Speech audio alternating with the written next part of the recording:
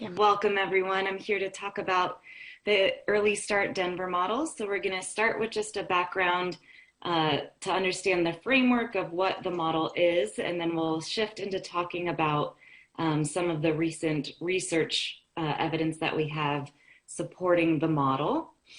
We're here from the UC Davis Mind Institute, where part of the model was developed with Dr. Sally Rogers, and we also have to recognize Dr. Geraldine Dawson when talking about the ESDM. So these are the developers of the model.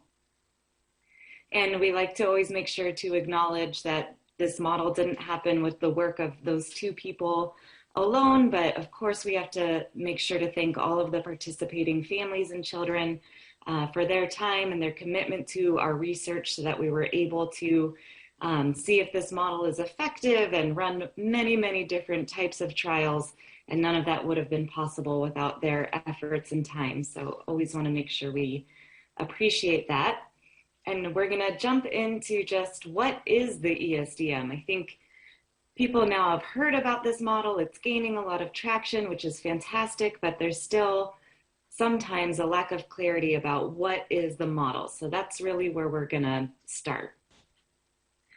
So some important pieces about ESDM is that it is data-driven. So if you are not taking data, you are not doing the ESDM. This is a really important point. We need to make sure that we are tracking child's data, measuring progress, and then making changes to the child's program based on that progress. Also, it does fall under the umbrella of applied behavior analysis.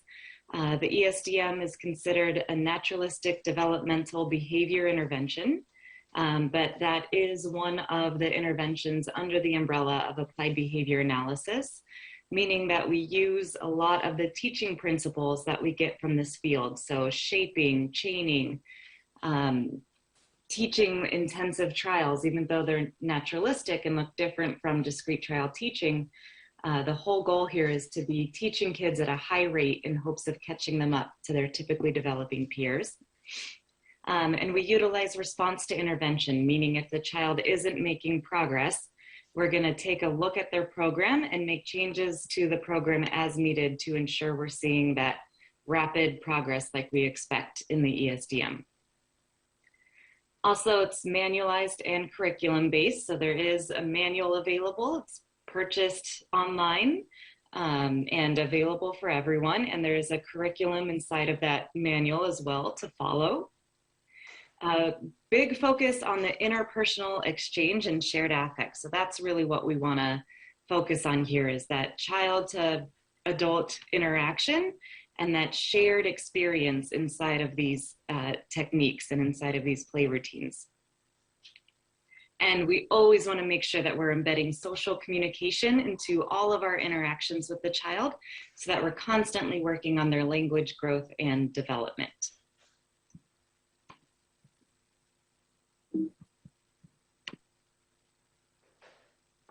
Okay, so like we said, it's a routines-based teaching. So what we mean by that is that all of the teaching is happening inside routines of the child's daily life.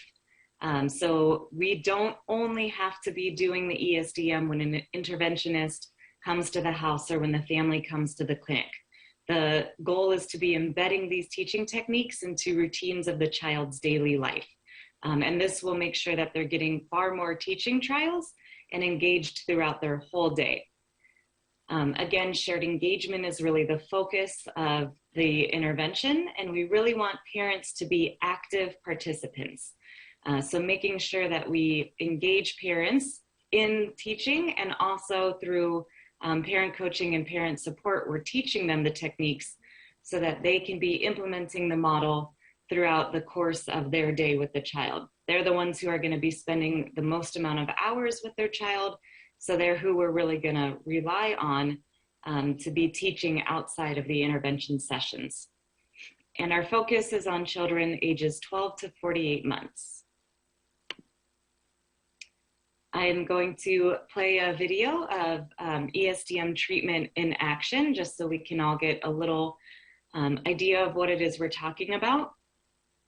This video is particularly interesting because this is actually this child's first day of intervention, and she was described by her family as very difficult to engage, having very little language, no interest in social skills, and in a very short amount of time through the use of ESDM techniques, we start to see that change.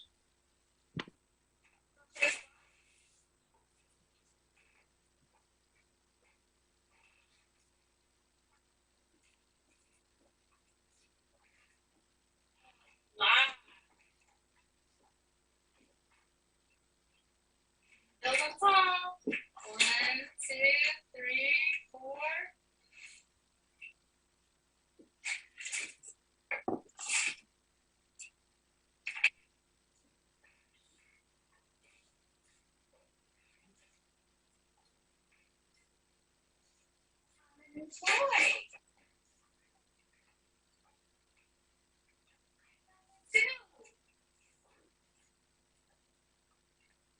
Down.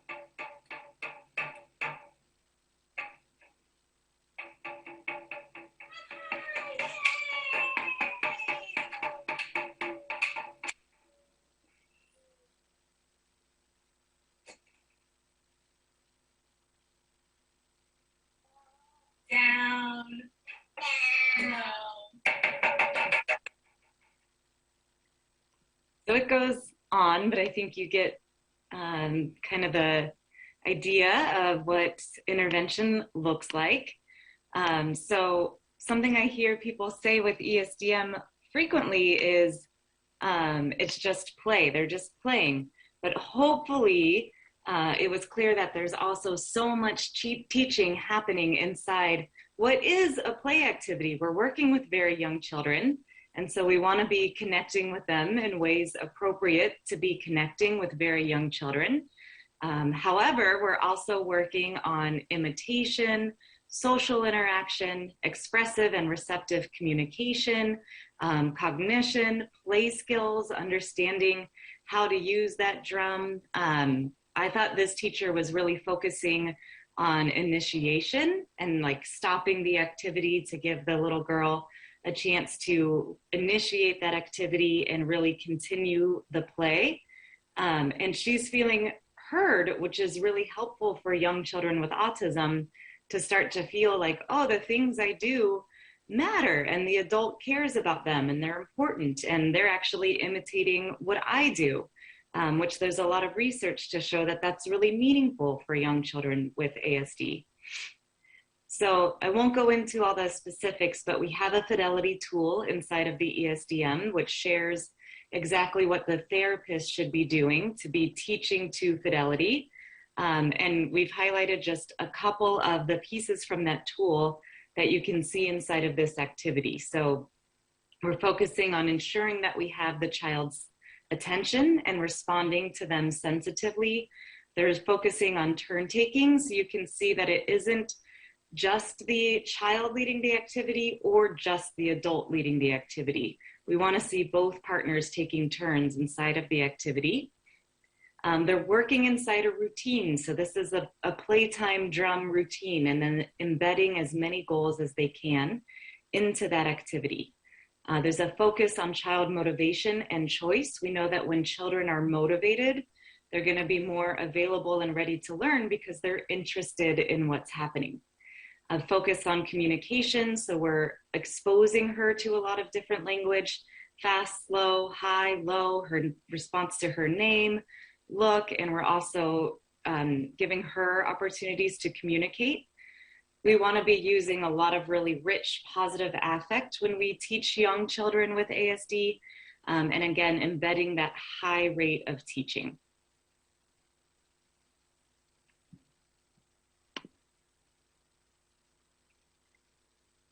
Okay, so I'm going to kind of talk about where this model came from, how it came to be. There's lots of available interventions for young children with ASD.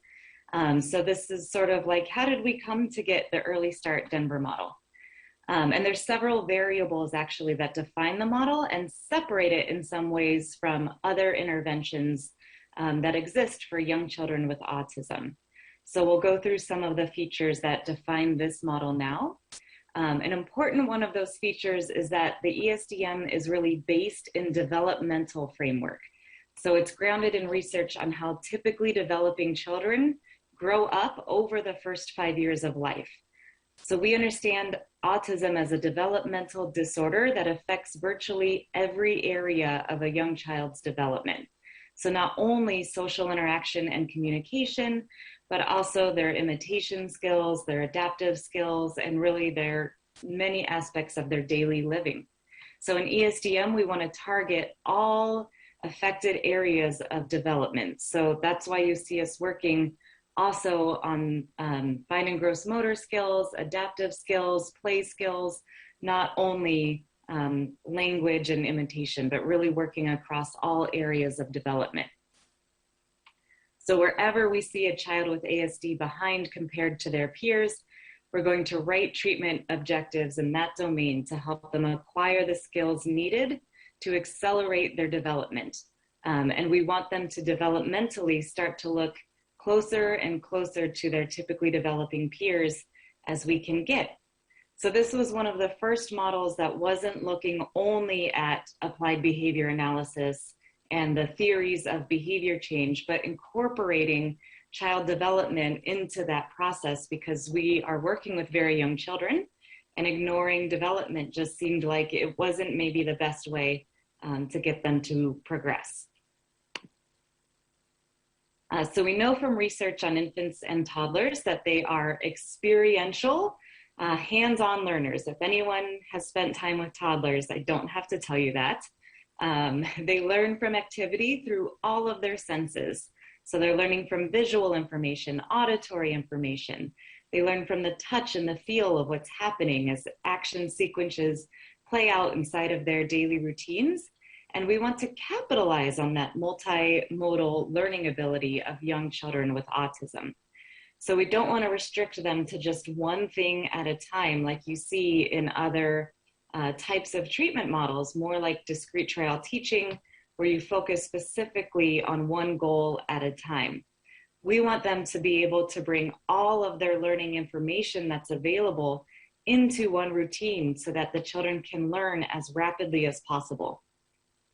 And we know from research on infant and toddler learning that the quality of a child's relationship with caregivers and other adults has a significant influence on their speed of learning and their willingness to imitate and want to be near and around adults. So imagine that, just like typically developing children, children with ASD want to be around adults that are showing positive affect and a high regard for their well-being. And those secure, high-quality relationships with a sensitive and responsive adult is just as important for children with autism as with other toddlers. And this is important because an infant or toddler who is comfortable and wants to be near a caretaker is going to be getting more learning opportunities. And that's the type of relationship that we seek to develop with the children that we are treating in this model. And then the last important piece is that we want to be teaching skills that are just beyond the child's current level of ability. So we think of like that zone of proximal development, finding goals that are just outside of the child's current ability so that they're always being challenged, but not so significantly that they're unable to continue to engage and participate in intervention.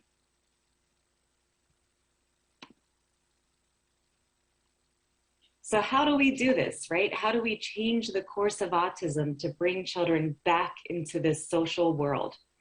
In order to teach a child about social life, we need to teach them all of the building blocks that they're going to need in order to have one.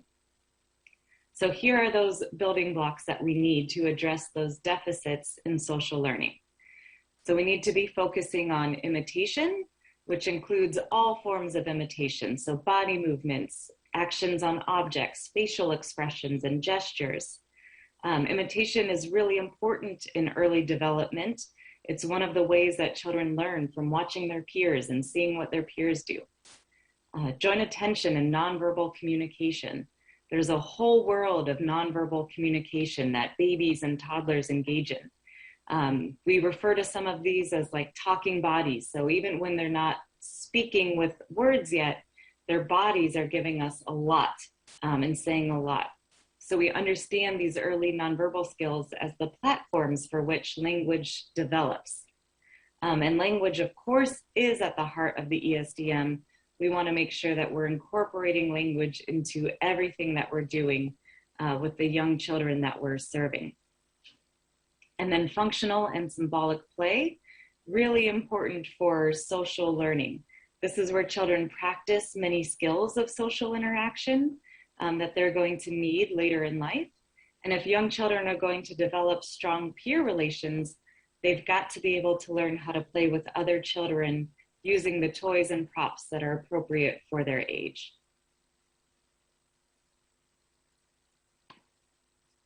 So this brings us to our goals of the ESDM, which is to strengthen the social reward value, which will allow us to increase social skills, increase the learning rate, and prevent further alteration in that neural psychological development of very young children.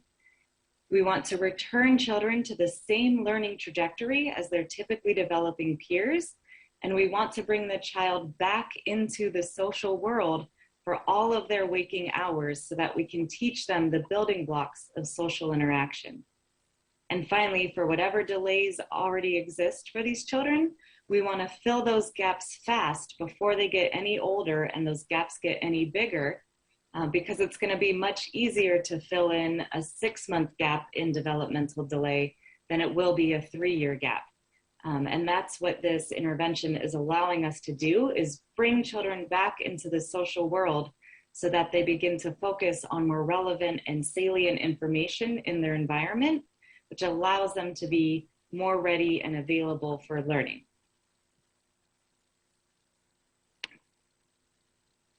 So like I mentioned earlier, what's really fascinating, I think, about this model is that we can teach children all throughout their day. Once a caregiver or whoever's spending their time with their child is aware of these techniques and has learned the intervention, they can start infusing this inside everything the child's doing.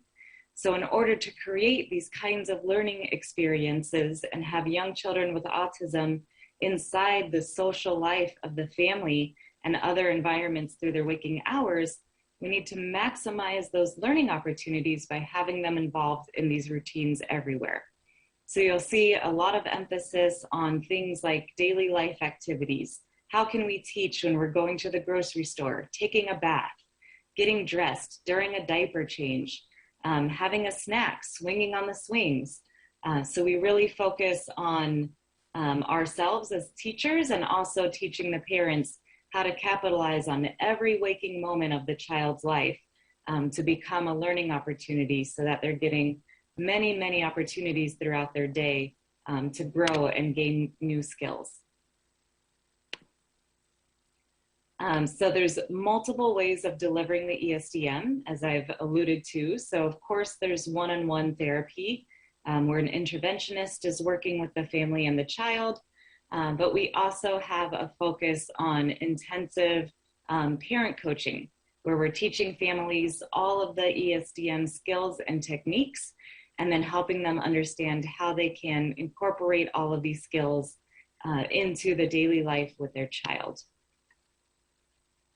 So parents are learning the approach, learning to embed teaching inside of all of their child's activities and working across multiple environments. And then there's also a group adaptation of the ESDM where children are attending a preschool-like setting together, and they're present from early morning until the afternoon in large groups. And here we have many staff working with kids. They're trained in the ESDM, and this can be a nice way if the one-on-one model isn't available or just won't work for a variety of reasons. And the group ESDM does have its own manual and guidelines to follow and a lot of research evidence to support its efficacy as well.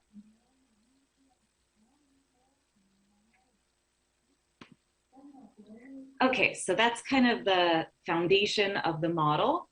There's so much more I could say, but I think that gives us a nice understanding of the model for now. And now I just want to share a little bit of some of the research that we have. So in the ESDM, we actually have one of the strongest research bases of a lot of models. That is not to say that other models are not doing research. They certainly are. But we've done several large RCTs, which is kind of that gold standard for research. And something I really appreciate about Dr. Rogers is her commitment to understanding, does this model work? Where does it work? How does it work? And even if the results aren't favorable, although typically they are, she's just so committed to science that sharing that is important as well. So I'll go over one of our studies. This was a large RCT. This one was looking at the Early Start Denver model versus just community care. So for us, when we say community care, that's the other sorts of services that kids will get from their regional centers or from their insurance companies that typically aren't the Early Start Denver model. So children were still getting ABA treatment, but it was usually discrete trial teaching or some other form of treatment, but not the ESDM. Children in both groups were receiving speech therapy, and they were allowed to receive occupational therapy if that was something their families were enrolling them in. So this study looked at 48 children with autism between the ages of 18 and 30 months. And they were assigned to one of those two treatment groups. So they came to us to be part of this research and then were assigned into either the autism community care as usual or the ESDM group. Children in the ESDM group received 15 hours a week of one-on-one therapy as well as parent coaching every week. And children stayed within the study in that assigned group for 2 years. They were evaluated every year to look at their learning rates, their language abilities, their social skills, their self-care skills, and a number of other dimensions of their development.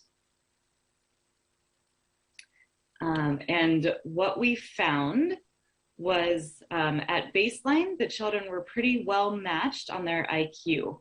And that's what we're looking at here. Both groups of children have an IQ of around 60 at the start, and that's pretty typical IQ range for children who are an average of 24 months with autism and other medical conditions. A year later, the IQ for children receiving the Early Start Denver model had gained about 17 points, where children in the comparison group had only gained about 5. And so that's a pretty statistically significant difference. And another year later, children in the Early Start Denver model group now had an IQ of about 80, so no longer in the range of developmental or intellectual disability, where the children in the comparison group didn't make such significant gains in their IQ. And then we see relatively similar effects over here on language. So children started with about the same language on the Mullen. And then after 1 year, we see children with the ESDM group starting to make gains over the community group. And after 2 years, we see children in the ESDM group continuing to do better than the children in the community group.